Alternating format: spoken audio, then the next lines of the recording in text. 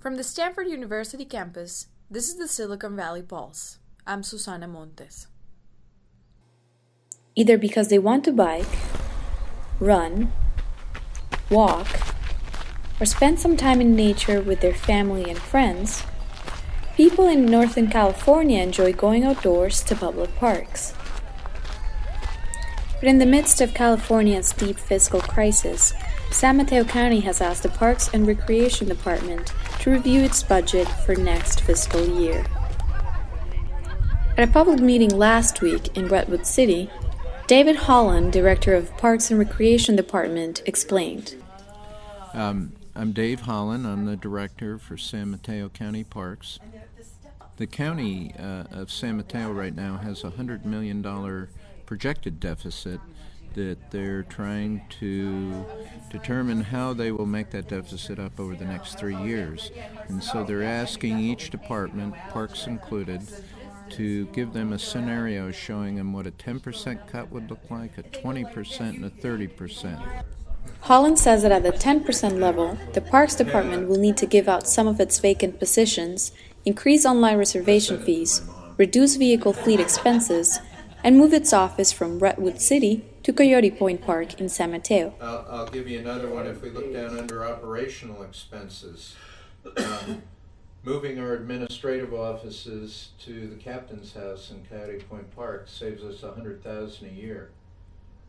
Now, I don't know if that's reality. I mean, I know the figures are accurate, but whether we can do that and how the county fills a space in behind us is part of that whole assumption. If that doesn't work, then we have to look at some other way of generating essentially $92,000.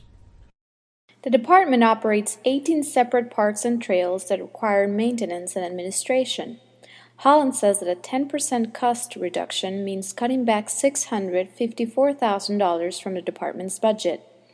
This is doable, he says, but anything beyond that could make matters worse. If we cut 20%, we're going to reduce primarily in the headquarters and possibly 1 or 2 field positions. What does that mean? It means we may have some reduced hours on park operation, and it might be something like, rather than opening at 8 in the morning, maybe we open at 10. We still would have to stay open to the normal closing time. And so if you ask why that little bit of a shift, it allows us to work better with the number of people we have and the shifts they have to work without working overtime. But what happens if there's a 30% budget cut? Then it becomes much more severe, because at a 30% level, we probably would no longer be a department, we'd be a division reporting to a different director. My position would go, so would the superintendent for field operations.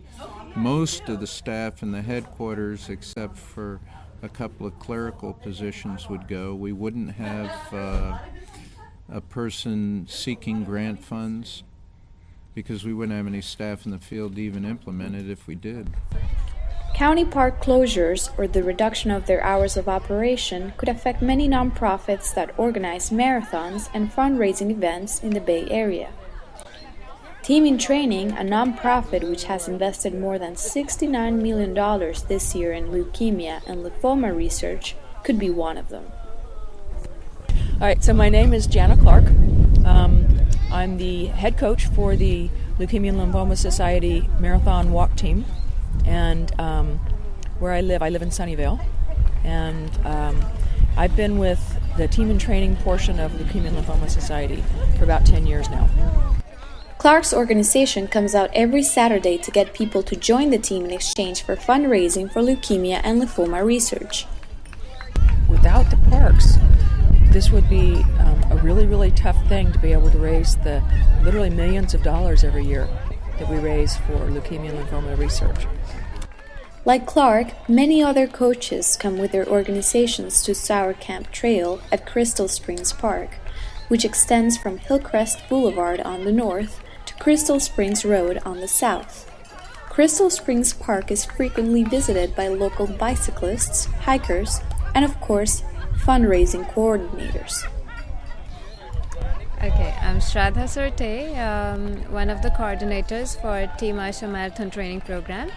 We are a group who train runners for different marathons. This season we are doing Chicago, Twin Cities, Silicon Valley, San Jose Rock and Roll, and San Francisco.